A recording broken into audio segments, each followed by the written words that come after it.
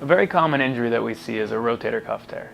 There are four main rotator cuff muscles that insert all along the humeral head. The rotator cuff is really what allows us to initiate movement of that shoulder and depresses the humeral head and keeps it set in the glenoid. Whenever you tear your rotator cuff, the tendon tears away from the greater tuberosity or the lesser tuberosity in this region and retracts backwards. Our goal through surgery is to place that tendon back onto the tuberosity and get it to heal in that position. We can do this through minimally invasive techniques such as arthroscopy.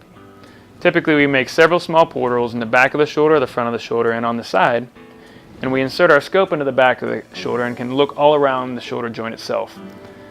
Once we see the pathology that's usually represented by the rotator cuff tear or the slap tear, then we can go ahead and address that pathology through our working portals. Again, two small little portals in the front and side of the shoulder. With an arthroscopic rotator cuff repair, we place anchors into the bone and pull the tendon back into place and get it to heal in that position. A large portion of the rotator cuff repair itself is with the rehab afterwards. Typically, you'll be in a sling for about 6 weeks and start therapy immediately to initiate passive range of motion. After around 6 weeks, we'll have you come out of the sling and start working on active range of motion. Generally, I don't allow patients to return back to full activity until 3 to 4 months. If you've been told by another physician that you need surgery, it's a good idea to get a second opinion. Please feel free to contact our office at the number below.